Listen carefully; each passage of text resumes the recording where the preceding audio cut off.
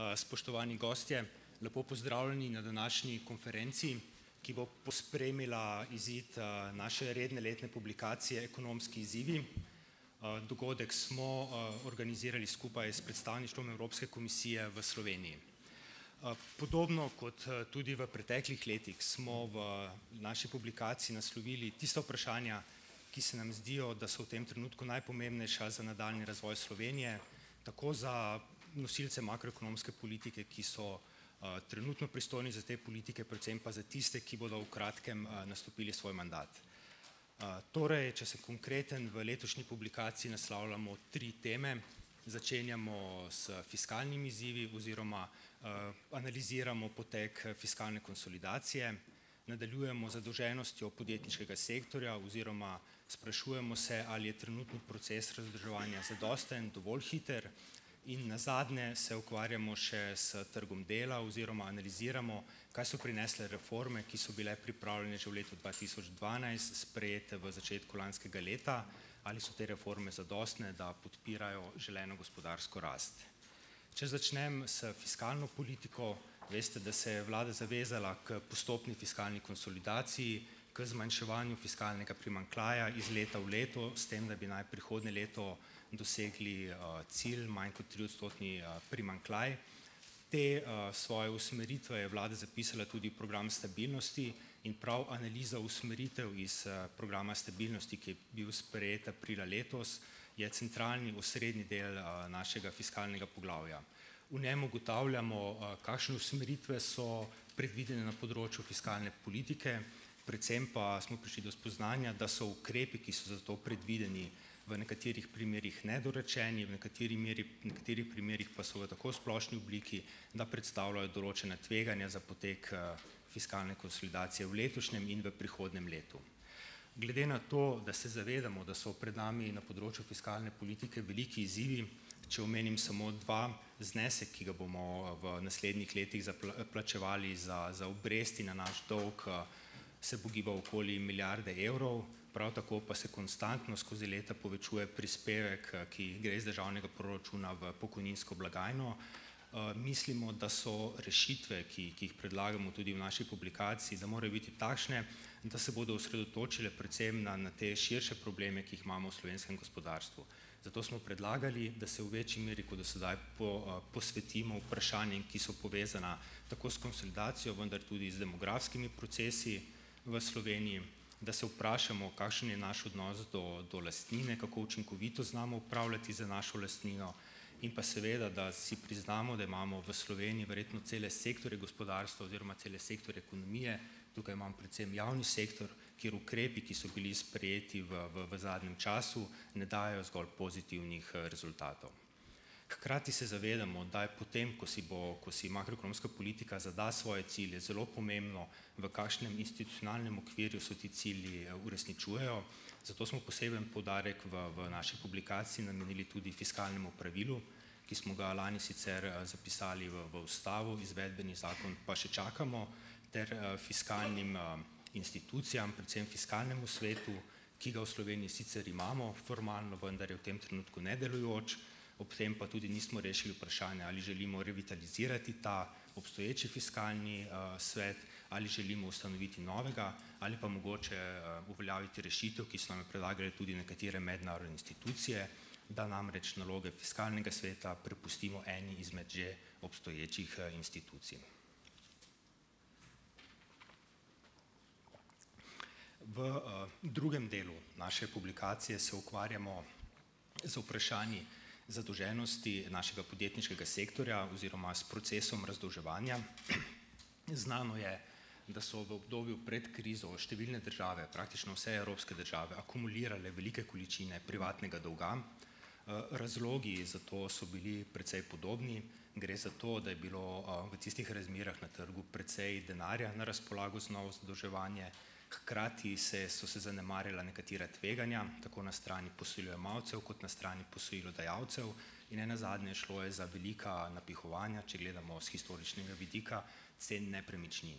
Vse to so razlogi, ki so prispevali k visoki rasti dolga tudi v Sloveniji, vendar pa smo imeli v Sloveniji še dodaten razlog za to, namreč visoko zanašanje na dolžniške vire financiranja oziroma željo, da se v čim večji meri izognemo lastniškim virom financiranja, kar se v javnosti pogosto označuje s frazo nacionalnega interesa. Torej vsi ti dejavniki so prispevali k temu, da je bila rast kreditiranja v Sloveniji pred krizo 35% in celo višja v nekaterih mesecih in seveda zaradi tega je bil padec, potem ko so se razmere na globalnih trgih zaostrile, tudi večji.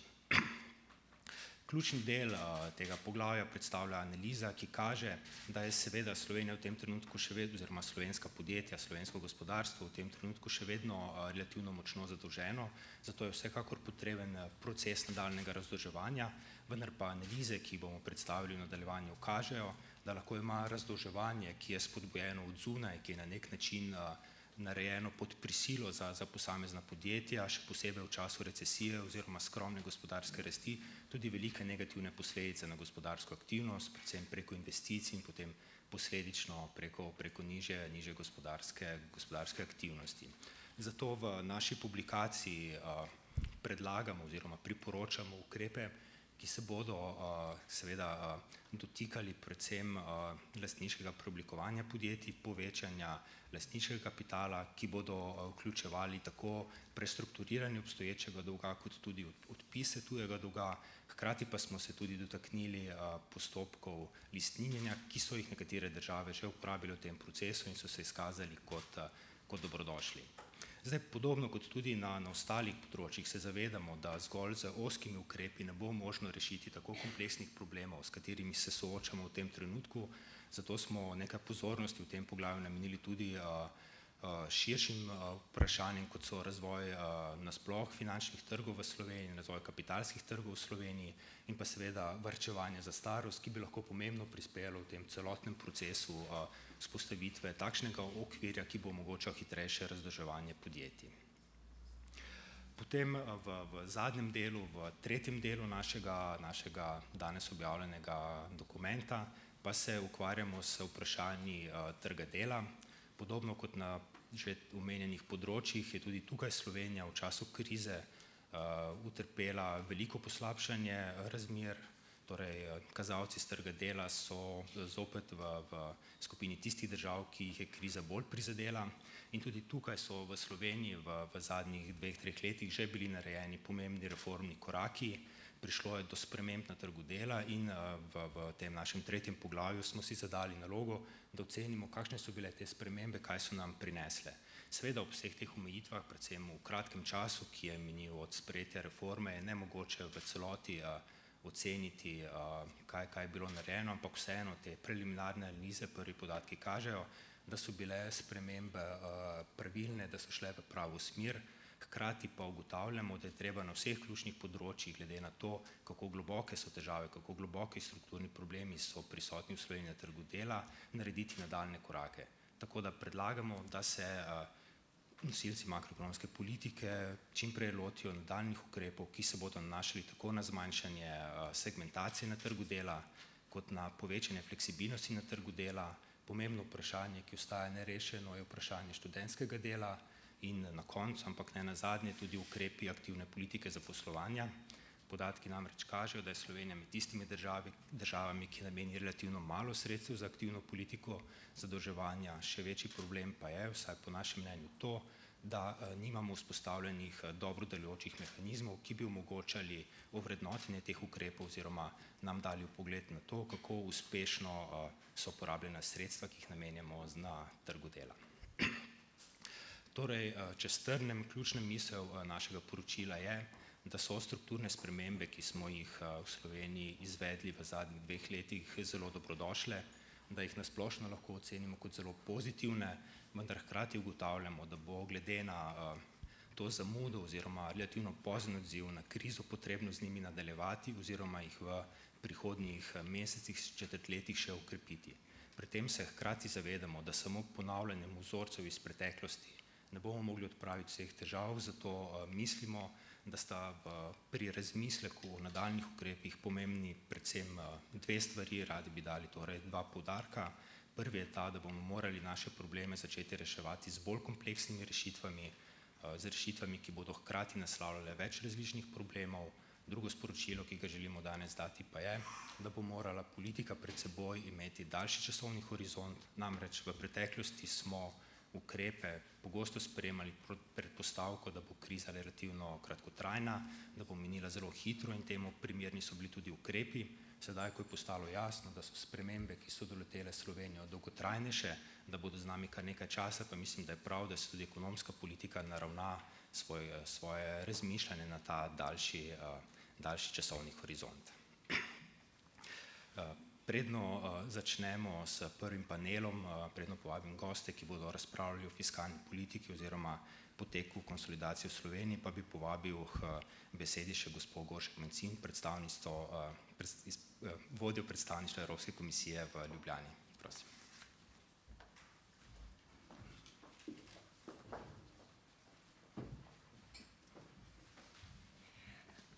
Dobro jutro tudi z moje strani, spoštovani minister, državni sekretar, drage ekscelence, spoštovani ostali visoki gostje in seveda najlepši pozdrav tudi direktorju Urada za makroekonomske analize.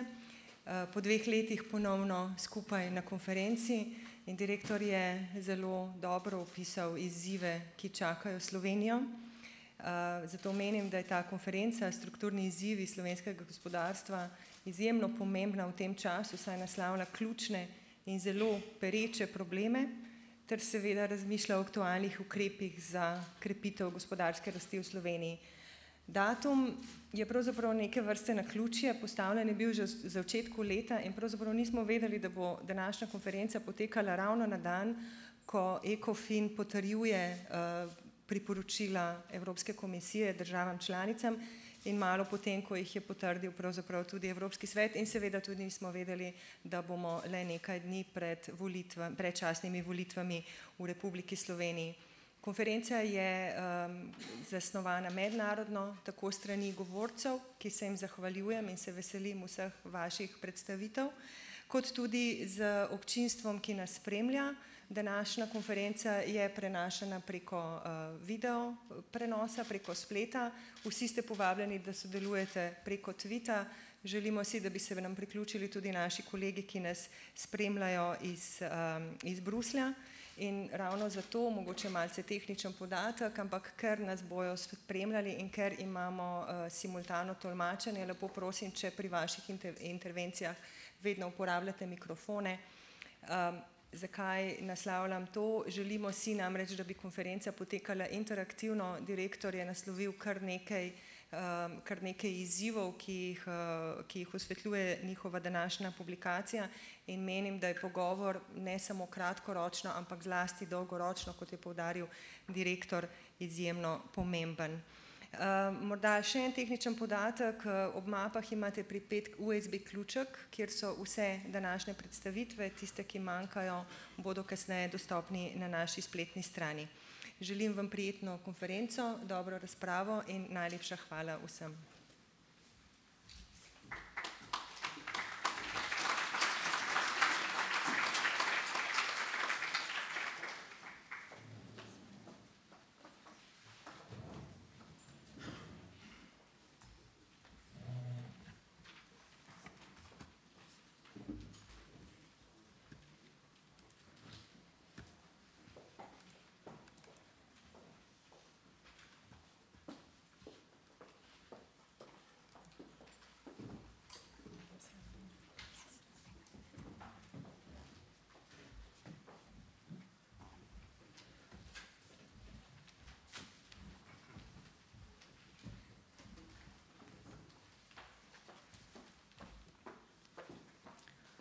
Lep pozdrav torej.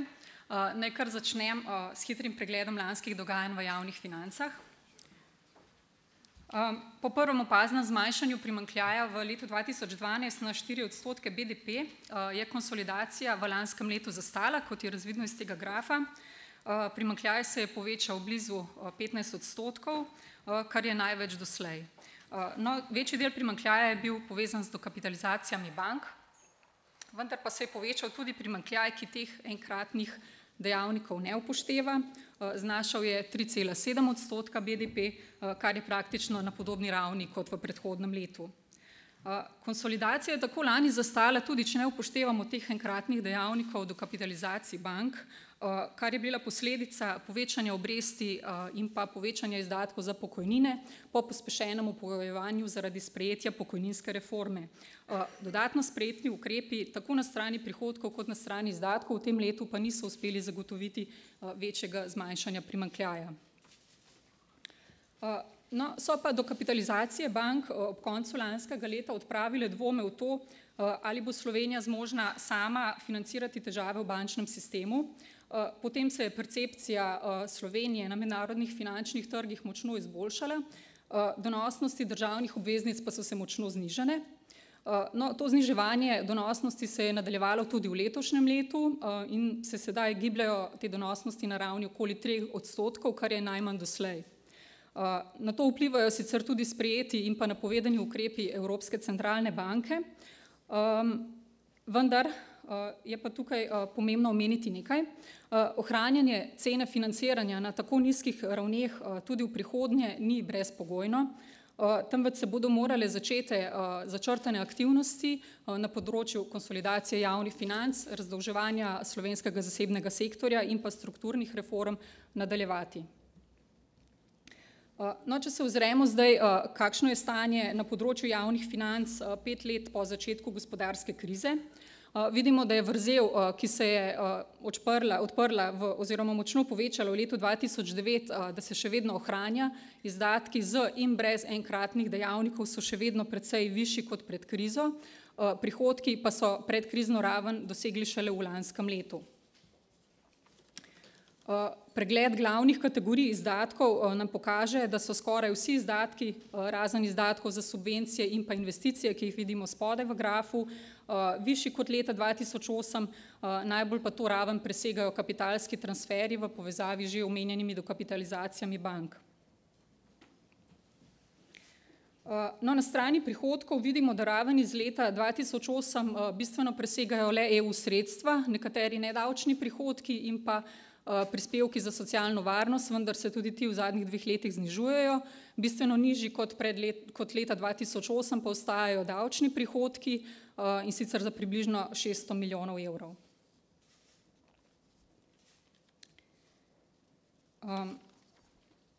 No, sedaj pa se ozrimo v načrte fiskalne politike, kako to vrzel, ki je nastala po letu 2009, zapreti v prihodnjih letih. Ti načrti izhajajo iz letošnjega programa stabilnosti. No, program stabilnosti načrtuje, da Slovenija letos doseže primanjkljaj v višini 4,1% BDP. To je vrednost, ki vključuje tudi načrtovanje dokapitalizacije bank v višini 0,9%. Brez teh izdatkov pa bo Slovenija dosegla primanjkljaj 3,2%. Znižanje pod 3% je načrtovano za prihodnje leto. Vidimo lahko, da je v primerjavi z lanskim programom stabilnosti tempo konsolidacije v letošnjem programu nekoliko počasnjen, vendar pa še vedno v skladu z doseganjem evropskih zavez. No, upočasnjen tempo je posledica tega, da je kljub višjim projekcijam prihodkov, da so tudi projekcije izdatkov bistveno višje oziroma še nekoliko bolj povečane kot projekcije prihodkov.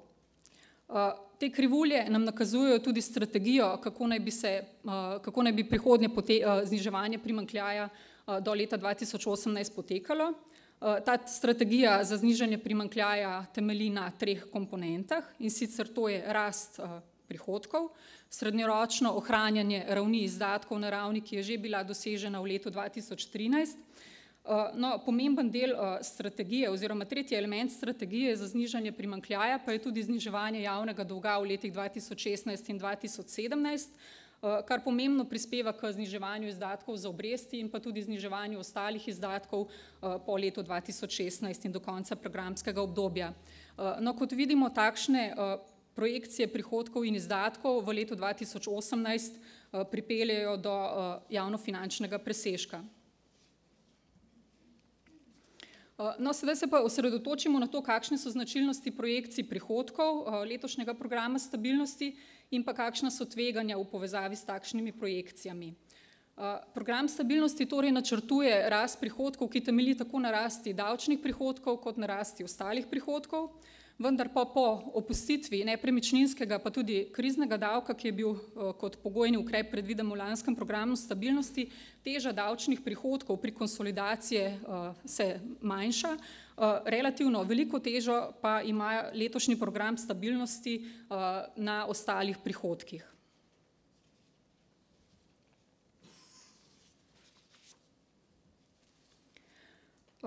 No, takšen premik prihodkom, ki v celoti niso sistemski javnofinančni vir, s katerim bi dolgoročneje lahko odgovorili na izzive javnih financ, njihov izplen pa je tudi na srednji rok lahko manj zanesljiv, vidimo kot eno od pomanjkljivosti letošnjega načrta konsolidacije.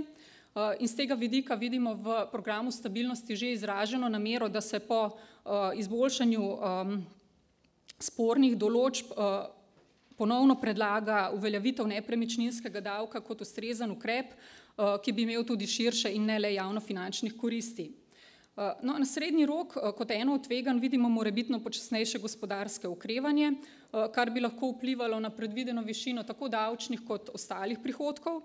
No, ne nazadnje pa bo zato, da bi dosegli načrtovane ravni nekaterih davčnih prihodkov po letu 2015 potrebno še zagotoviti tudi spremembe nekaterih zakonskih podlag za načrtovanje zvišanja nekaterih davkov, davka na finančne storitve, davka na zavarovalne posle, podaljšanja veljavnosti 4. razreda pri dohodnini. Vse to so ukrepi, ki so na strani prihodkov načrtovani po tem letu. Iz prihodkov sedaj prehajamo na projekcije izdatkov. Naslednji graf prikazuje, kako močno povečanje izdatkov za obresti zaradi močnega povečanja javnega dolga v času krize zaznamuje potek konsolidacije do konca programskega obdobja, to je do leta 2018. No, po povišanju izdatkov, ki je predvideno v letošnjem letu, in sicer zaradi predvidene rasti obresti in pa izdatkov za investicije, se vsi izdatki razen in obresti do konca programskega obdobja znižujejo. In tako v letu 2018 ponovno dosežejo raven, ki je bila že dosežena v lanskem letu. Vendar pa se v tem 5-letnem obdobju močno spremeni struktura skupnih izdatkov in sicer za toliko, kot se povečajo izdatki za plačila za obresti, za toliko se znižajo vsi ostali izdatki, to je primarni izdatki. No, ta graf prikazuje še nekaj značilnosti načrtovane konsolidacije na strani izdatkov. Ta v veliki meri temelji, kot vidimo, na zniževanju 3 kategorij izdatkov, in sicer na zniževanju stroškov dela v javnem sektorju, na zniževanje vmesne potrošnje države in pa subvencij.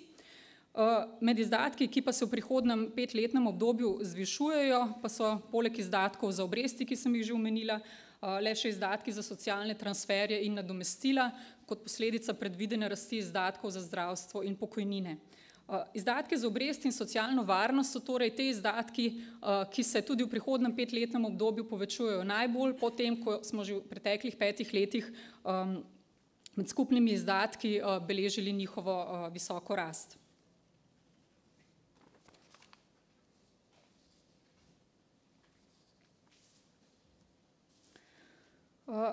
No, ocenjujemo, da tudi projekcije izdatkov, predstavljene v letošnjem programu stabilnosti, spremljajo nekatera tveganja, ki so morda še nekoliko večja, kot so tveganja povezana z načrtovano realizacijo prihodkov. Projekcije izdatkov so namreč v velikem delu povezane s potrebnimi spremembami zakonskih podlag, do katerih pa še ni prišlo. Tudi predvideno znižanje stroškov dela v javnem sektorju bo zahtevalo še predhoden dogovor s sindikati, tudi trenutna pogajanja, ki so v teku, se tičejo samo ukrepov, ki bodo zajeli leto 2015. Ocenjujemo tudi, da se zniževanje posameznih izdatkov še vedno preveč osredotoča na že doslej prisoten linearen pristop. In čeprav takšen pristop sicer lahko zagotovi načrtovane numerične cilje, pa ima hkrati veliko tudi stranskih učinkov. Ti se lahko že kažejo recimo v nesorazmerni slabitvi delovanja posameznih inštitucij, na področju plač pa takšni ukrepi ohranjajo zelo rigiden plačni sistem, ki ne zagotavlja stimulativnega okolja za zaposlene v javnem sektorju. No, zaradi neopredeljenosti nekaterih ukrepov na strani prihodkov in izdatkov obstaja tudi možnost, da načrtovana raven investicij v posameznih letih ne bo uresničena. To pomeni, da bi z nadaljnjimi posegi v investicije, kar se je že v preteklih letih dogajalo, sicer lahko zagotovili ciljni primanjkljaj, v primeru, da bi bilo oteženo doseganje drugih prihodkov ali izdatkov, vendar pa s takšnim pristopom omejujemo tudi potencialno vlogo investicij pri spodbujanju gospodarske rasti, kar pa je sicer načrt fiskalne politike na kratek rok.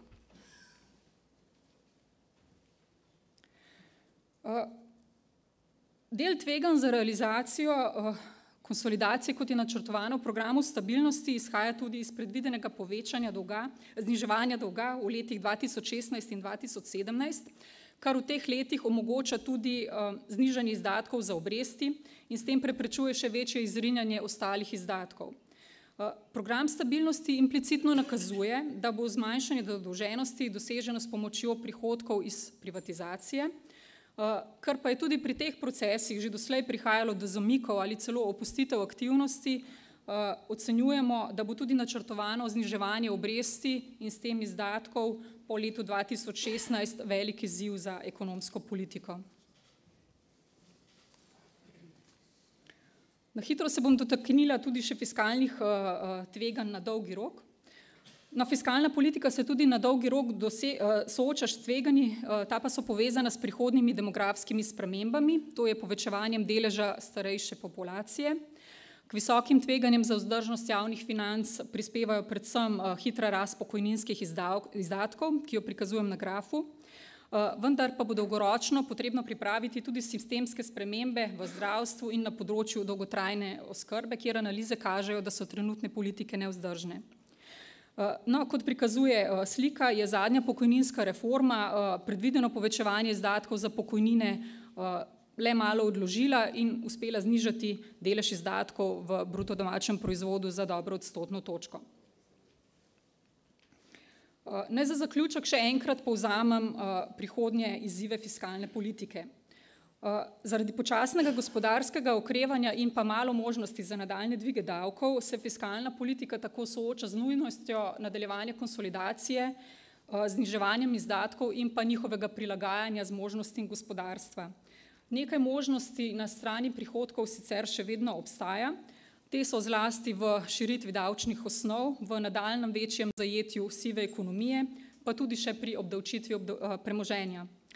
No, na strani izdatkov pa velik izziv fiskalne politike ostaja sprejetje ukrepov, ki bodo imeli trajnejše učinke. Za konec še to. Zavedamo se, da smo izpostavili kar nekaj tveganj oziroma izzivov v povezavi z realizacijo načrtov fiskalne politike, kot je začrtano v programu stabilnosti, tako na kratek in srednji rok. Vendar pa še vedno ocenjujemo, da je zastavljene cilje mogoče doseči, vendar bo zato potrebno sprejeti vse ukrepe, ki so načrtovani in morebiti sprejeti še kakšne dodatne ukrepe. No, zdaj ob tej pozitivni misli bi pa se zahvalila za vašo pozornost in besedo predala gospodu Ekfeldu, ki bo pa še podrobneje osvetlil tveganja, ki izhajajo iz dolgoročnih demografskih sprememb. Hvala.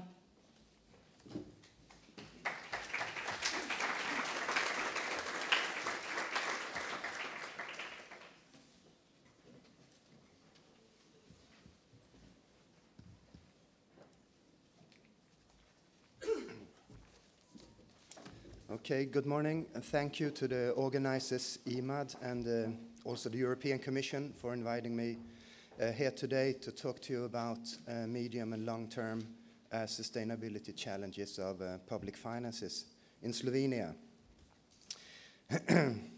Okay, let me start with showing you the obvious, that the risks for a fiscal crisis have been reduced a lot in the last couple of years, given the many measures that have been taken of all EU member states. There you go. Of all the EU member states since the onset of the crisis. This first slide shows you a picture of a composite indicator that collects a wide range of variables and indicators that might suggest the risk for fiscal stress in the future. As you see, the values have gone down for all of the countries since 2009. And for Slovenia is obviously one of those countries, given positive measures that have been taken since 2008-2009. So the immediate risk has been largely averted across the board in the EU and in fact elsewhere. If we go a little bit beyond the short term, the planning horizon, we see that in Slovenia the prospects for government debt is for largely stable debt developments. These simulations that I showed to you here incorporate the Commission forecast up until 2015. So it incorporates all of the government plans up until that year. And then we have run some stochastic debt projections. So given the further consolidation planned also for 2015, this is sufficient then to stabilize debt in the coming years. By contrast, below you'll see the prospects for government debt in the euro area as a whole. And because of a bit more rigorous fiscal consolidation in many euro area countries, the debt curve is bending downwards after 2014. So there is a slight reduction in the euro area as a whole, while in Slovenia debt may be largely stable in the horizon of 2018. Of course, these are deterministic debt projections, and they rely on a set of assumptions, and there are, of course, risks attached to making such projections beyond the end of the forecast horizon in 2015. Here we see that both in Slovenia, which is the upper panel, and in the euro area as a whole, the lower panel, the so-called historical structural primary balance scenario and the combined historical scenario. That is, if the fiscal policy situations would revert back to the average of the last 10 years, then the prospects for debt would be more adverse. So in fact, for both Slovenia and for the euro area as a whole, a lowering of the fiscal positions would then lead to a higher debt ratio in a 10-year horizon. These projections are run up until 2024. While in the baseline scenario then, freezing the positions as of 2015 in structural terms would lead to what we saw on the slide before, that is pretty stable debt developments for Slovenia and a declining path for the euro area.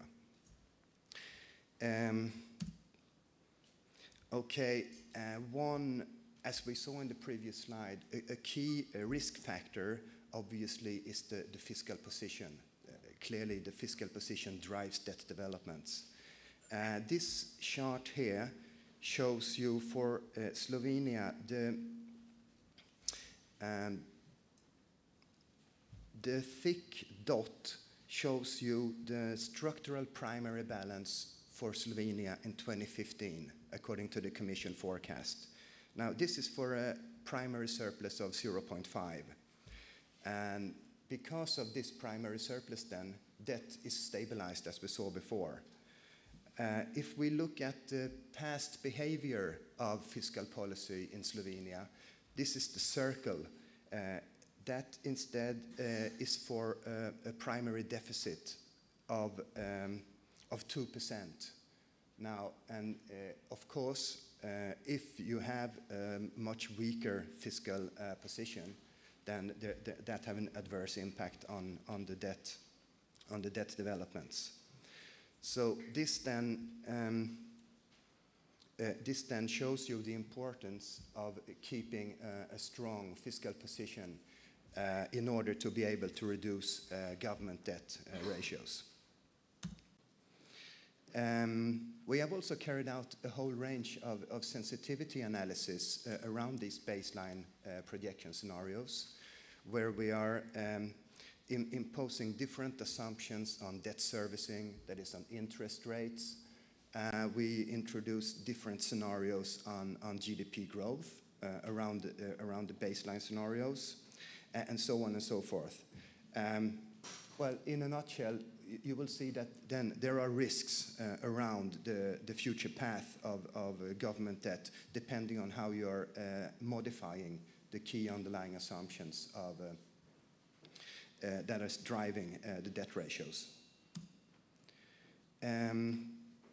What is perhaps even more interesting is to look at the debt ratios under alternative policy scenarios. Now, as I mentioned, the so-called baseline scenarios takes as a starting point the Commission forecast up until the end of the forecast horizon in 2015. And thereafter, it uses some convergence assumptions to the long-term projections of the Joint Commission Council Aging Report projections that goes all the way up until 2050 and 2060. Now, if you instead look at the red dotted line in the upper panel, so this then shows you the so-called Stability and Growth Pact scenario. What this means then is that firstly, the excessive deficit is corrected, and secondly, all countries are assumed to follow the preventive arm of the pact as well. That is to go for the balanced budget, or go for the medium-term fiscal target with a pace of improving the fiscal position of 0.5% per year. Now, in this case, then this entails further consolidation beyond the forecast horizon, and as a result of this consolidation, debt ratio is put on a downward path and would reach just slightly above 60% by 2024 in Slovenia. Finally, what is interesting is to look at the green dotted line, which depicts how debt would develop if the stability program of Slovenia were to be fully implemented. That is, the plans that are beyond 2015 all the way up until 2018, as outlined in the program. Then these consolidations, as we saw from the previous speaker, there are additional policy measures planned beyond 2015. This would lead to a stronger reduction of the debt ratio and actually would be further reduced than in the so-called institutional scenario. Similar type of developments can be seen for the euro area as a whole, only that the reduction of debt is a bit more profound than in the case of Slovenia in all of the scenarios. Finally, looking a bit further, even more long-termish, we also calculate as part of the fiscal surveillance so-called sustainability indicators. This indicator takes as the horizon the year 2030, so that is even further beyond the debt projections that we saw that we ran up until 2024, hence 10 years ahead. In terms of this indicator, in essence, what it means is that is how much fiscal policy needs to be tightened in order for the government debt ratio to become exactly 60% by the year 2030. Now, so what we can see here for Slovenia is that the gap is roughly 2% of GDP. So this means that there is an outstanding fiscal consolidation need that is beyond the forecast horizon up until 2015 of 2 percentage points of GDP to be sustained in order for Slovenian debt ratio to go to the 60% threshold by 2030. What we can see here from the rather detailed chart, perhaps it's not so easy to see on the screen, but you have the red area. It shows the part of those 2% of GDP, that is due to reducing the debt ratio, because obviously it's above 60% for the moment. So part of it, you need to run a higher primary surplus in order to put debt on a downward path.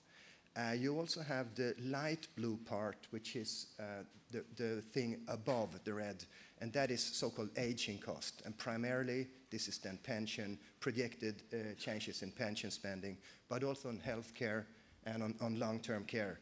That is also weighing on the public finances in a longer-term perspective. Finally, we have a variation of a sustainability indicator that is running for an even longer time horizon. This one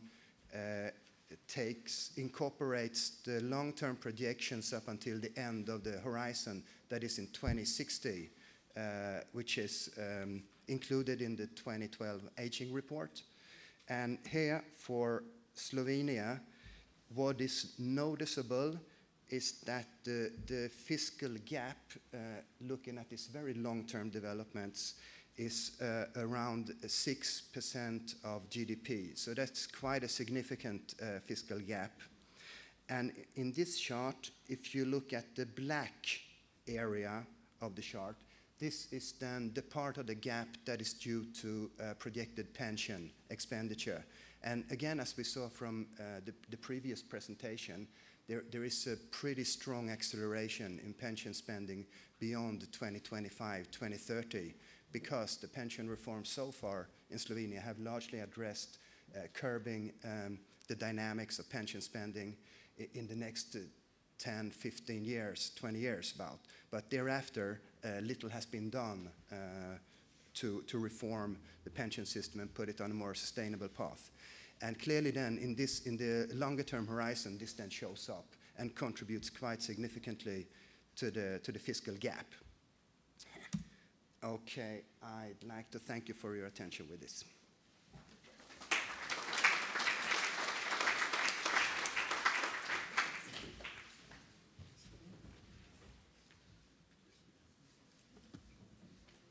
Okay, try that again. Good morning, and thank you very much for the invitation to be here. Obviously, I'm not going to talk about the Slovenian economy, about which I know a small amount, but enough to know that we have a certain amount in common with the challenges that are being faced in Slovenia. And Ireland is, I suppose, at a slightly different stage in the process, and the scale of the issues are somewhat different. I suppose one of the things I would like to say about crises is they give you a short-term focus, which is actually absolutely vital to deal with the crisis.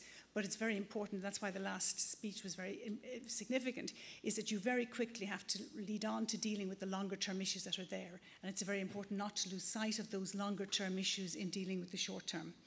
So I'm going to just talk briefly a little bit about trying to give perspective to that long-term by looking at historic growth rates and the context in which one looks at growth longer-term.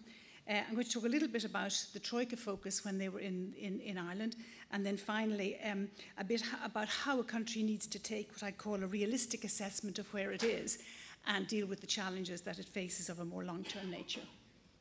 Oh, it's going the wrong way. So this is just very briefly a couple of pictures of Ireland's growth from 1970 projected up to 2015 in 5-year tranches. And what you can see is that in the 1980s, we had an average growth rate over the whole period of 3.25%, but in the 1980s, we had a pretty big disaster in the economy. That was driven by public expenditure going out of control, a very bad fiscal management. And I suppose for many economists in Ireland, as we watched the 1990s and the early 2000s, we looked at our government, we saw surpluses coming in, and we weren't thinking that there was a major problem. But of course, what was a problem for the later period was the debt taken on by SMEs, the debt taken on by households, etc., which caused the later crisis. That first crisis almost led to the IMF being called in, didn't quite, and it was considered to be a very difficult period for Ireland.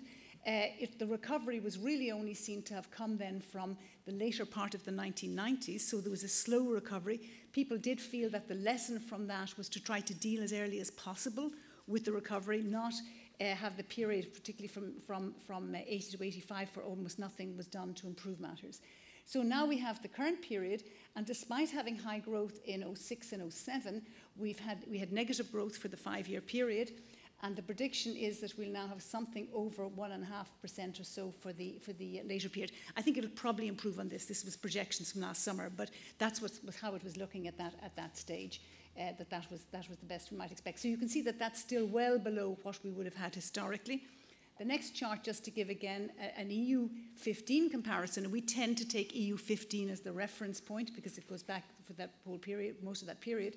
And again, what you can see is that the Irish growth rate, the pale blue line, is higher on average than the EU one. And that's really what happens in the difficult periods. What happens is that that's when basically the EU did better than us. So it's a kind of a reversal. And then again, you can see that for 05, 010, positive growth in EU15, but negative growth for Ireland. But I suppose what I think is valuable about looking at longer term growth rates is to realise, yes, you do come out of these problems, they take time, and the policies you use and the stances you take affect that time. So just to talk briefly about the Troika focus, very much on financial stability. I think on the basis that if you've got a link between the sovereign debt and the banking debt, if you don't get financial stability right, nothing else is really going to matter. And the position of markets was really considered to be very important. So in terms of financial stability, I'm not going to talk about that because it's for another session, but that was very much about the programme financing, recapitalising the banks, restructuring the banking sector, and supervision and regulation. So the bigger issue really for this session is around the public debt sustainability, the agreement of a debt to GDP target. And I think one of the lessons that Ireland has taken from this is the need to make sure that whatever you promise, you deliver on. The markets don't like it when you don't deliver on it. So you could argue that we, to some extent, in some respects, have under-promised and are slightly over-delivering, but that's a better way to be the other way around. This relationship is not symmetric with the markets. We had the establishment of a fiscal council, which again, at the time it was brought in, it wasn't immediately necessary because everything was under such tight control, but it's certainly necessary for the longer term.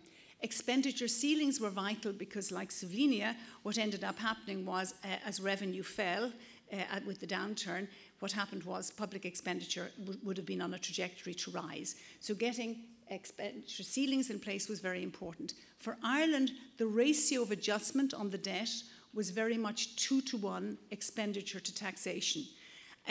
That was not set by the Troika, that had to be agreed by the country, and my belief would be that that was probably the biggest strain politically, particularly with the unions. The unions were very much in favour of raising revenue for taxes on wealth and other areas and for higher income taxes, whereas the economic modelling showed that the cost to the economy would be less if there was more cutting on the expenditure side, particularly as expenditure had risen so rapidly in the previous decade, and there was obviously grounds for efficiency improvement. Tax broadening was a very important part of what happened during that process, and the two major areas where tax are being affected there particularly is a property tax, which had been talked about since I was a graduate student, and that's not today or yesterday. So one of the things that the crisis has brought is an ability to take on something which badly needs to be taken on. Charges for water are another very contentious area, which I think without a crisis would be very difficult to do. And then alongside that, the belief that we should have more transparency in what we're doing. Now, the third part of the Troika emphasis was on sustained economy recovery, and I put that down a little bit at the bottom. Maybe one should put the 3 Venn circles, but I think actually it fell to some extent into second place because it's in many cases for an Ireland as a very open economy, what actually determines economic recovery is outside of us, and to a great extent what was happening in Europe at the time with financial crisis, and obviously that being dealt with was vital for Ireland. But a lot of the growth that we had during that period came from our trade, our international trade data, and that was not something that you can deal with in the very short run. Obviously, it's what you deal with in the medium run. So the continuing challenges that I think Ireland faces, we still have to, and the previous charts made it very clear, to reduce the high public debt to sustainable levels. You could still see, if you looked at, as I did you were all looking at Slovenia, but I was looking at Ireland, and in the previous charts you can see that Ireland has a lot of challenges. Restoring the bank's capacity to support economic activity, and that's not just having funds available, that's the skill sets of people to be able to help new businesses evolve. Reviving domestic consumption and investment, and Consumer Sentiment Index for Ireland, which we produce, was released today, which showed a further improvement in consumer sentiment. Increasing employment, which has a huge fiscal impact because the cost of social protection. We had unemployment rates at 4.5% and they went up to over 14%. So the fiscal cost of that was huge. And the other part, I suppose, of increasing employment, it's seen as sharing the benefits of the recovery. And for that, from the point of view of everybody involved, is considered important. What has become difficult for us is handling what's now called public exhaustion with austerity, a feeling that this has gone on for a long time and people are growing rather tired of it. Maintaining concentration on actions that yield longer-term benefits, echoing a little bit what we had in the past. But what I'm trying to get at there is the notion of, for example, we have a housing problem in Dublin at the moment with house prices rising very sharply. That's due to a shortage on the supply side. But from the point of view of politics, it's much easier to do something on the demand side than on the supply side. So there's a lot of pressure on government to make a demand type stimulatory type provide more money for the housing market, where in fact it's supply that's needed as a more longer term issue. And then addressing longer standing structural issues like public sector reform. And I wrote a paper recently talking about the fact that public sector reform is actually extremely difficult politically. And the reason is it takes a long time, it's a lot of small actions, it doesn't get you any favour, and yet for an economy it's absolutely vital. So it's a real dilemma, I think, for trying to get the process of public sector reform through. You'll notice I've red asterisks on 4 topics there, and they're the ones where I see the political stresses as being particularly great. In particular, the public exhaustion with austerity, with some of our political parties who haven't been in power before saying, you know, just forget about austerity, get on with it, as if somehow or other you can actually forget about your public finance situation. Post-Troika, I'm suggesting that we need for realistic assessment. I'm just using here as an example the SWOT, the strengths, weaknesses, opportunities and threat structure, which I think is quite a useful thing for companies do it all the time, but even for people looking at a country to do. In the Irish context, we do have potential strengths in our SMEs and in our multinational enterprises, but making sure we actually have the resources and the structure to develop those. In terms of weaknesses, there are many known weaknesses. Our public service operates in a very siloed manner, not something that might be obvious to somebody on the outside, but very clear on the inside. We have skills gaps. I think the slowness of legislative reform for us during the crisis was due to a skills problem within the public service, and just generally the reform agenda. There are lots of opportunities out there for Ireland in terms of, and they need to be dealt with in terms of European trade strategy, and for example for Ireland exporting into Asia. And then we need to prepare and identify and mitigate some of the larger threats that are outside, which are EU and climate threats, but you could also call the pensions one a threat, although it could be otherwise defined as a weakness. 2 messages really from that. Our international reputation is vital. So it really matters from Ireland's point of view, going out and refinancing itself on the international markets. Without your reputation intact, you cannot do it. And the second point is that we cannot afford to make mistakes. So I think in rebuilding your reputation, it has to be the case that multinationals looking at Ireland for investment, or other people deciding to buy into the Irish market at the moment, have to realise that the government is in reasonable control. So for me, a vital part of this is around having a vision in a broad sense of where one's going, setting the guiding principles that vision implies. This is kind of a rigorous thing that academics like to think of doing, but actually I think it's absolutely vital in government. And from that, the set of strategic actions, and then the detailed actions. And if I would have a concern in the Irish context, is that we sometimes have the vision and we jump to the detailed actions. And the detailed actions are understandable because that's actually what the voters see, that's what they see on the ground. But unless, if you're going to get the economy into better shape longer term, unless you work through the logic of guiding principles and sets of strategic actions, I think there's a danger that you don't achieve as much as you might. So the policy focus, I think the final message, which I would come from Ireland at this juncture, is that it needs to be on more than growth. So if we take sustainable economic growth, and you remember from that chart, you can see we had very unsustainable growth for a period. You need sustainable economic growth. I think that's now very much accepted. But I think to keep the political support, to keep the union support for what's happening, is that the two objectives need to be linked. And probably the most practical way of linking the two objectives of sustainable growth and social progress is through ensuring that employment grows and continues to grow. Thank you.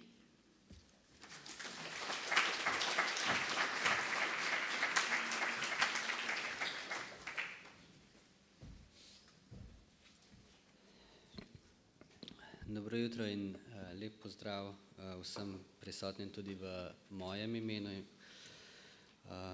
in pa hvala lepa Evropski komisiji in pa Umarju za zelo dobro tematsko umeščene izzive, vsekakor dnevni red in pa tudi dosedajšnje prezentacije obetajo kar nekaj dobrih kosti za mešanje predvolilnih golažev v Sloveniji.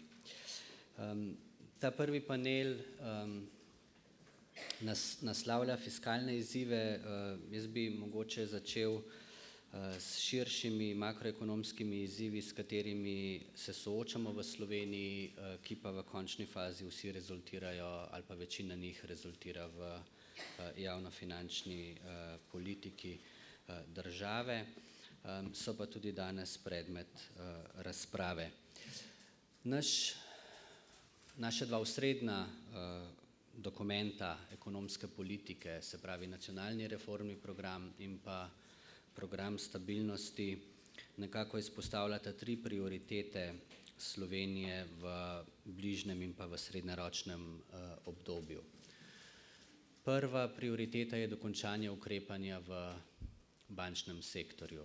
To je bilo v lanskem letu izjemno ekstenzivno, izjemno drago po vsakem standardu. Slovenija je za sanacijo bank porabila približno 15% BDP-ja. To je bistveno več kot recimo v prvi rundi sanacije bank v 90-ih letih in jasno, to ima izjemen vpliv tako na deficit kot tudi na dolg države, ima pa tudi posledice za nadaljnjo javnofinančno politiko v prihodnjih letih, tako kot je bil dvig deficita in pa dvig dolga v veliki meri enkraten, bo vsaj del tega dviga lahko tudi kompenzirano z enkratnimi padci, ampak o tem nekaj več v nadaljevanju. Drug del prioritete ekonomske politike se nanaša na podjetniški sektor in ta ima dva segmenta. Zasebni sektor, podjetniški, ki je v večini, to smo danes že slišali, prezadolžen, prevelik finančni vzvod, premalo kapitala in ga bo potrebno reševati skozi posebne postopke prestrukturiranja, ki so specifični za vsako podjetje posebej in temu je namenjena posebna seansa danes. Poseben del podjetniškega sektorja pa se nanaša na podjetja v javni lasti. Tu v Sloveniji vsekakor v preteklosti težko rečemo, da smo bili izjemno uspešni. Ima pa upravljanje podjetij v javni lasti zelo izrazite javnofinančne posledice. Neposredne vsekakor preko prilivov v proračun iz naslova dobičkov in recimo, če smo nastavili nek boljši, bolj robusten sistem upravljanja podjetij v javni lasti, mi ne vidimo razloga, zakaj ne bi se mogli ti prilivi v prihodnjih letih povečati. Torej, dobičkonosnost podjetij v državni lasti je lahko boljša in tudi država ima posledično lahko več od tega. Hkrati pa z ustanovitvijo Slovenskega državnega holdinga, z ustanovitvijo tudi platforme za postopen umik države iz upravljanja podjetij tam, kjer je to primerno, omogočamo tudi enkratne vplive na zniževanje dolga in to je bilo tudi danes že omenjeno. Torej, tako enkratni vplivi iz naslova bančnega sektorja, kot tudi enkratni vplivi iz naslova privatizacije lahko zelo pozitivno v naslednjih letih prispevajo k javnofinančni konsolidaciji, predvsem preko zniževanja dolga. To me napeljuje zdaj na osrednjo temo in to so fiskalni izzivi slovenskega gospodarstva v kratkoročnem in pa v srednjeročnem obdobju. Direktor Umarja je omenil, da je program stabilnosti v določenih segmentih nedorečen, mogoče tudi presplošen. Mi smo seveda vsekakor vedno dovzetni za kritike in je prav, vedno se da vsak dokument bolje narediti, vendar pa bi vendarle rekli, da program stabilnosti je srednjeročni dokument, je štiriletni dokument. Del ukrepov v programu je zelo decidiranih, del ukrepov je že v izvajanju in so tudi zelo podrobno razloženi. Del ukrepov jasno je za kasnejša obdobja in posledično tudi razložen na razmeroma splošni ravni. In zdaj, če se osredotočimo na tisto, kar je izziv in pa kar naj bi javnofinančna politika v prihodnje zagotovila. Omenili smo že, primarni izziv fiskalne politike je najprej v letu 2015 znižati primanjkljaj pod 3% BDP-ja, vendar pa se s tem zgodba ne zaključi. Slovenija je zavezana tudi v nadaljnjih letih še naprej konsolidirati javne finance proti svojemu srednjeročnemu cilju, ki je postavljen kot izravnan strukturni saldo javnih financ in tega naj bi dosegli proti koncu programskega obdobja med leti 2017 ali pa 2018. Seveda ključno vprašanje je, kako. V dvorani se bomo verjetno strinjali, da v preteklosti ukrepi, ki so bili pretežno na prihodkovni strani proračuna, verjetno puščajo razmeroma malo možnosti za dodatno poviševanje bodisi davčnih, bodisi nedavčnih prihodkov v prihodnje. Vsekakor obstaja prostor za spremembo davčne strukture v Sloveniji. In zgolj en primer, ki je bil tu že omenjen in ki ga izpostavlja tudi program stabilnosti, je davek na premoženje. Slovenija v povprečju pobere približno 0,6% BDP-ja davkov na premoženje. Povprečje Evropske unije je 2,3% BDP-ja. Torej, jasen signal, da je premoženje v Sloveniji še vedno podpovprečno obdavčeno glede na druge države članice EU-ja. Jasno je pa tudi usmeritev, da če želimo to izboljšati, moramo narediti to na način, ki ne bo ustavno sporen. To mislim, da ni nobene dileme. Ali to pomeni povečanje skupne davčne obremenitve? Ne. Mi menimo, da je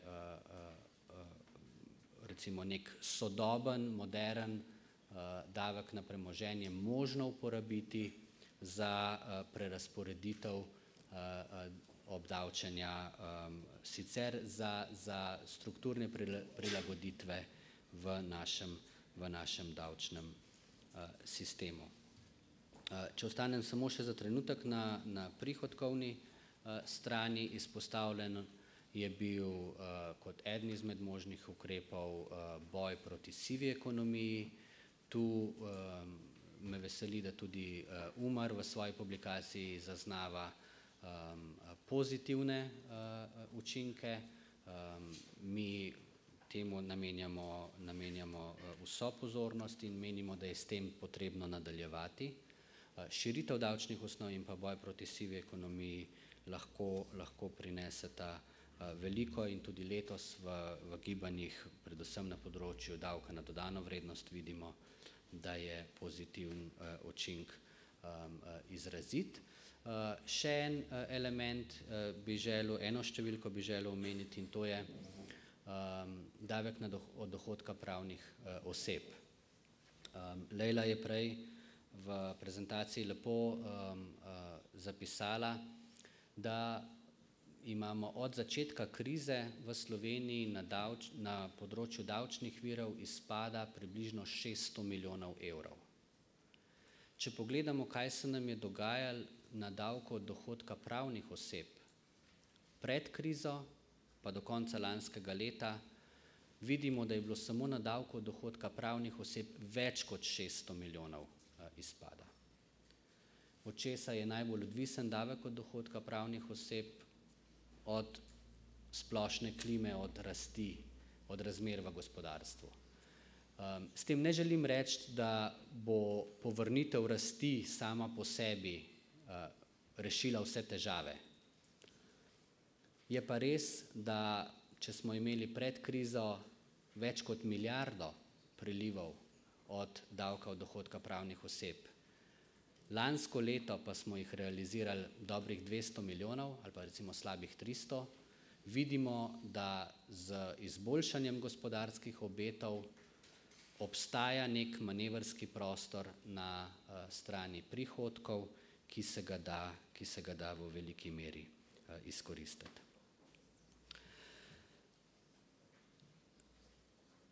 Pa da ne bomo preveč govorili samo o prihodkih, gremo na stran odhodkov. Vsi se zelo dobro zavedamo in se ne moremo več kot strinjati, da sta dve ključni kategoriji, ki sta naraščali v zadnjih letih v obdobju krize, izdatki za obresti in pa različne oblike socialnih transferov. In popolnoma jasno je, da nadaljevanje teh trendov ni vzdržno. Zato prvo ukrepanje na obrestih jasno mora biti zniževanje dolga. Poleg aktivnega upravljanja z dolgom, zamenjave dražjega dolga za cenejšega, mora biti v Sloveniji vseskozi prisotna tudi vzdržna raven dolga. Po eni strani mi res da trdimo, da je velik del povečanja dolga v Sloveniji enkratne narave. In res je, zaradi ukrepanja v bančnem sektorju, kot že omenjeno, se je dolg dvignil za približno 15% BDP. Vendar pa, če mi pogledamo trend, ki je obstajal neodvisno od ukrepanja v bančnem sektorju, je bil tudi ta trend nevzdržen. Torej, tudi ko bomo recimo sanirali to enkratno povišanje dolga zaradi bančnega sektorja, bodisi preko privatizacij, bodisi preko razdolževanja družbe za upravljanje terjatev bank, še vedno nismo v celoti naslovili problema. Torej, trend zagotavljanja najprej primarnega suficita, nato pa tudi primarno izravnanega strukturnega salda z namenom postopnega zniževanja dolga je očiten in je več kot potreben. Izdatki za obresti verjetno v naslednjem letu, dveh še ne bodo mogli izrazito padati, jasno pa z zaključenimi postopki privatizacij, z razdolževanjem družbe za upravljanje terjatev bank in pa z aktivnim upravljanjem dolga obstaja kar nekaj manevrskega prostora, ki se ga da izkoristiti. Program stabilnosti in pa nacionalni reformni program navajata tudi vrsto ukrepov drugih ukrepov na odhodkovni strani javnih financ, ki lahko pozitivno prispevajo k konsolidaciji. Omenjeno je bilo, da na področju plač, na področju izdatkov za blago in storitve, se pravi vmesne potrošnje, je bilo marsikaj že narejenega.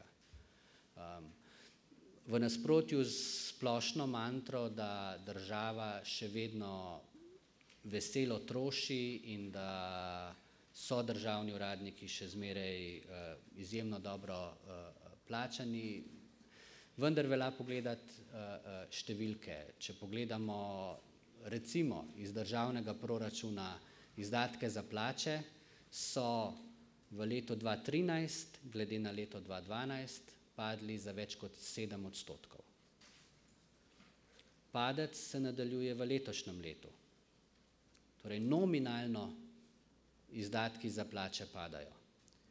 Še bolj izrazit je ta trend pri vmesni potrošnji, se pravi izdatki za blago in storitve, ki so lani padle za več kot 5% in ki letos padajo za več kot 10%.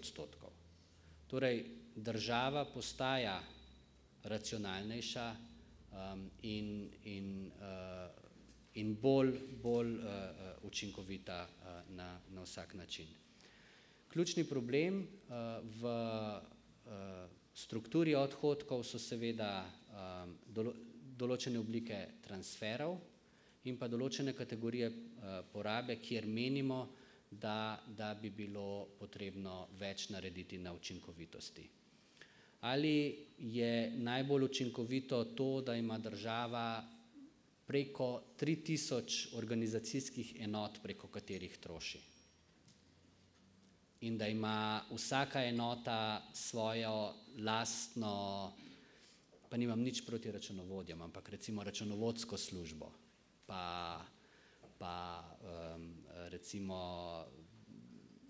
ne vem, druge skupne službe. Verjetno ne.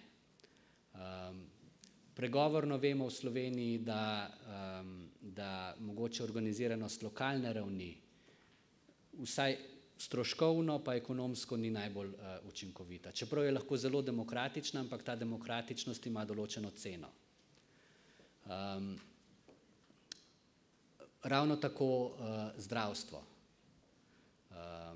Ali je moč preko recimo organizacijskih ukrepov, preko tudi skupnih javnih naročil, preko boljše organiziranosti službe doseči večje učinkovitosti. Mi vsekakor menimo, da je temu tako in program stabilnosti najavlja ukrepe v ta namen. Če zaključim z nekaj številkami. Program stabilnosti, kot je bilo že omenjeno, najavlja cilj javnofinančnega primanjkljaja letos brez enkratnih ukrepov za sanacijo bank na ravni približno 3,2% BDP. Mi menimo, da je ta cilj vsekakor izvedljiv. Dodatno program stabilnosti najavlja cilj javnofinančnega primanjkljaja 2,4% BDP v prihodnjem letu. To po našem mnenju zadošča tudi za recimo nek manevrski prostor, če se karkoli zgodi v prihodnjem letu, pa ne napovedujem, da se bo, ampak če bi se karkoli zgodilo, da smo še zmeraj razmeroma udobno pod 3% BDP-ja. Torej cilj postopne konsolidacije je po našem mnenju lahko kredibilno dosežen. Je s tem konec zgodbe? Ni. Kaj je prvi naslednji korak? Po našem mnenju uveljavitev fiskalnega pravila. Recimo žogica novi politični eliti, da zmore doseči dvotretjinsko večino za dogovor o načinu uveljavitve fiskalnega pravila v Sloveniji in pa takoj zatem uveljavitvi nekega kredibilnega javnofinančnega okvira z določenimi odhodkovnimi ravnmi in pa ciljanimi primanjkljaji do strukturne uravnoteženosti javnih financ, recimo leta 2018. Hvala lepa.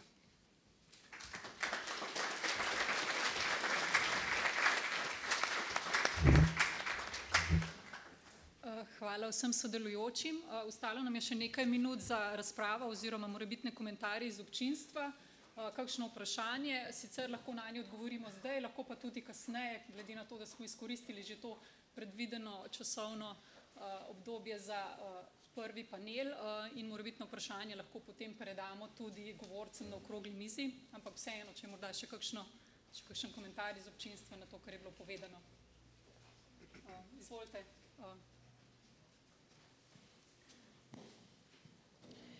Dober dan, Renata Karba je moje ime. Eno kratko vprašanje bi imela za gospoda Mauka, in sicer med vsemi priložnostmi za konsolidacijo javnih financ je bilo v preteklem letu pokazana ena velika priložnost, in sicer za postopno zmanjšanje škodljivih subvencij. V analizi, ki je pripravila Monotera, Slovenska fundacija za trajnostni razvoj, je bilo ugotovljeno, da Slovenija izplača na letni ravni več kot pol milijarde okolju škodljivih subvencij. O tem smo veliko govorili, publicirali in vendarle se Ministrstvo za finance tega problema ni lotilo, ni naredilo niti pregleda dejanskega, koliko je teh subvencij. In moje vprašanje je, kdaj bomo že enkrat od iz tega udobnega položaja priklopljenosti na javne finance odstavili podjetja in organizacije, ki delajo škodo našemu okolju, zdravju državljanov in tako naprej. Skratka, kdaj bomo videli s strani Ministrstva za finance ene kompleksnejše ukrepe, take kot jih je omenjal direktor Umarja, ki prinašajo neke sinergijske učinke, skratka povečanje konkurenčnosti gospodarstva, zmanjšanje škodljivih vplivov na okolje, zmanjšanje škodljivih vplivov na zdravje občanov. Hvala lepa. Hvala. Kar izvolite. Ja, hvala za vprašanje. Res je, Republika Slovenija daje za vse subvencije skupaj slabe pol milijarde evrov v proračunu. Lanski znesek je približno 470 milijonov evrov. Lahko ste verjetno zasledili, če ste prebrali program stabilnosti in pa nacionalni reformni program, da eden izmed predlaganih ukrepov je na strani konsolidacije javnih financ je tudi nadomeščanje nepovratnih sredstev, predvsem iz naslova subvencij, v povratna sredstva. Torej, mi menimo, da je tam med 20 in 50 milijonov evrov znotraj teh razpoložljivih subvencij možno zamenjati iz nepovratnih v povratna. Sicer pa, če ste pogledali v sprejeti proračun za leto 2014, subvencije padajo in to bistveno padajo. Indeks je minus 14%, torej gremo iz 470 na dobrih 400 milijonov evrov, torej subvencije se v Sloveniji znižujejo. Zdaj, verjetno bi vsako izmed teh, ki ste jih vi ocenili za okoljsko škodljive, bi bilo treba preveriti. Tako z javnofinančnega vidika, kot tudi predvsem z okoljskega vidika, kjer ni zgolj naloga Ministrstva za finance, pa ne želim s tem prevaljevati odgovornosti na nekoga, ki ga danes ni tukaj. Mi se strinjamo, z javnofinančnega vidika se strinjamo, da tukaj obstaja možnost recimo prispevka k konsolidaciji in je še ena dobra kost za novo vlado, ki jo lahko zagrabi.